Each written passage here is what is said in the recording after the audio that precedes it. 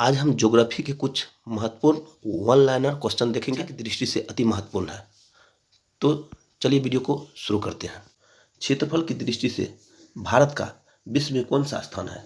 तो भारत का विश्व में 7वां स्थान है। जनसंख्या की दृष्टि से भारत का विश्व में कौन सा स्थान है? तो दूसरा स्थान है।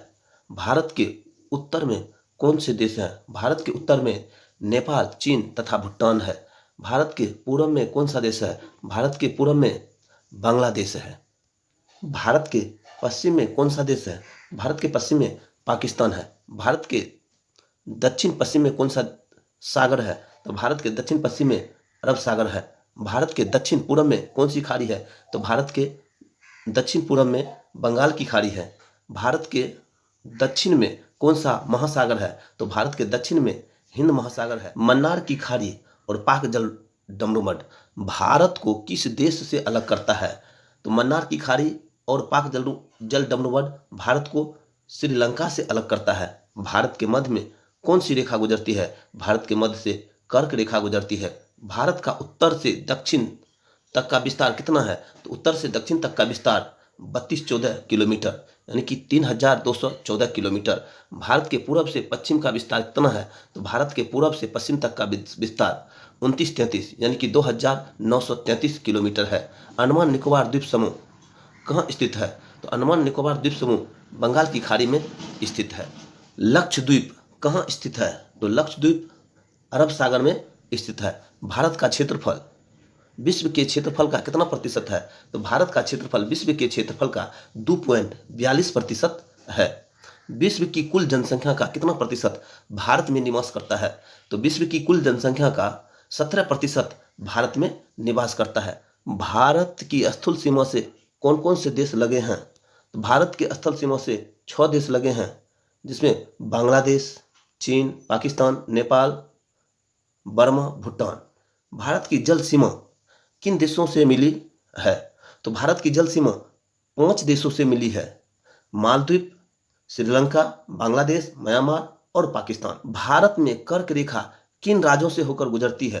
तो भारत में कर्क रेखा 8 राज्यों से होकर गुजरती है। उसमें राजस्थान, गुजरात, मध्य प्रदेश, छत्तीसगढ़, झारखंड, पश्चिम बंगाल, त्रिपुरा, मिजोरम शामिल है। भारत का मानक समय कहां से लिया गया है? तो भारत का मानक समय इलाहाबाद के निकट नैनी नामक स्थान से लिया गया है। भारत के मानक समय और ग्रीनविच समय में कितना अंतर है? भारत के मानक समय और ग्रीनविच में 5 घंटा 50 मिनट का अंतर है। भारत की कुल तटीय रेखा की लंबाई कितनी है? भारत की कुल तटीय रेखा की लंबाई 7516 किलोमीटर अर्थात 7516 किलोमीटर। संपूर्ण भारत में कितने प्रतिशत भाग पर पर्वत तथा पहाड़ियों का विस्तार है? तो 28.8% भाग पर। संपूर्ण भारत में कितने प्रतिशत भाग पर मैदानी विस्तार है? 44% भाग पर मैदानी विस्तार है।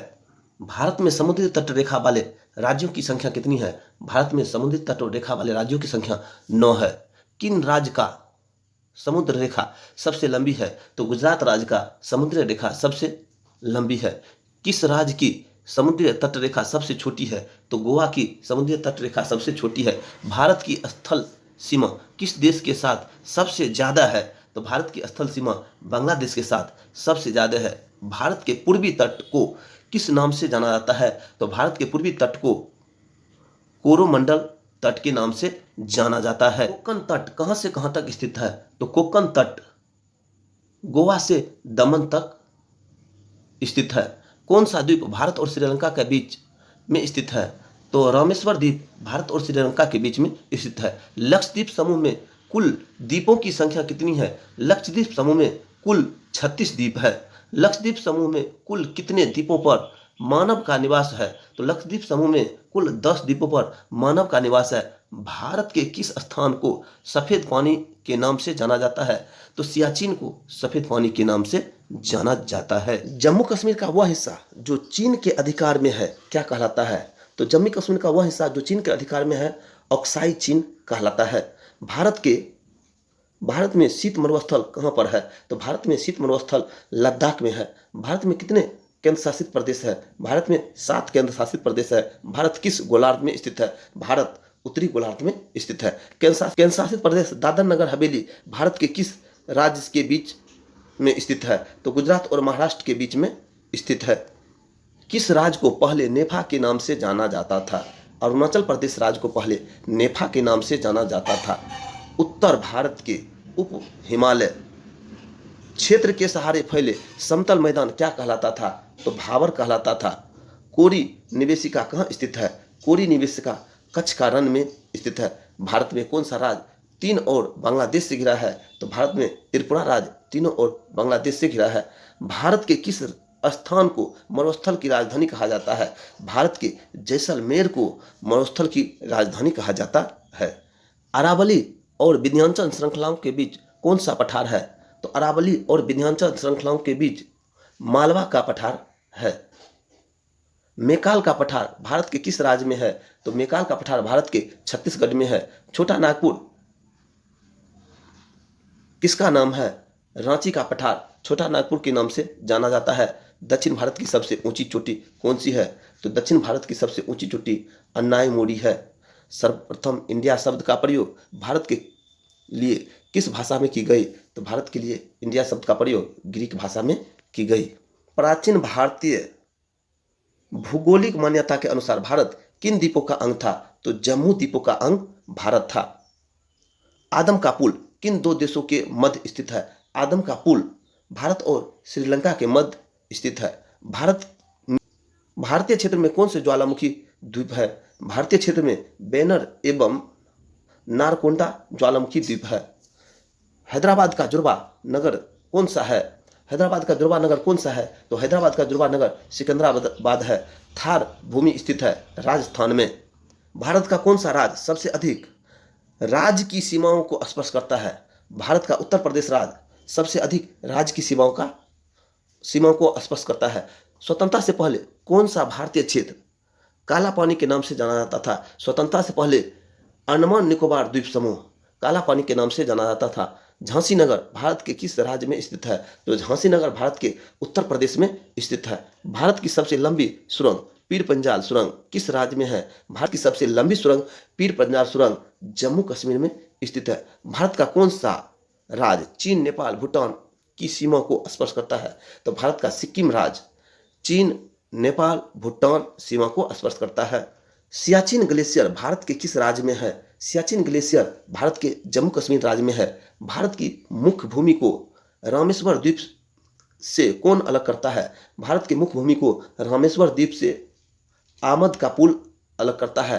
क्षेत्रफल की दृष्टि से भारत के तीसरे बड़े राज्यों का क्रम क्या है? क्षेत्रफल की दृष्टि से भारत के तीसरे बड़े राज्य राजस्थान मध्य प्रदेश और महाराष्ट्र है।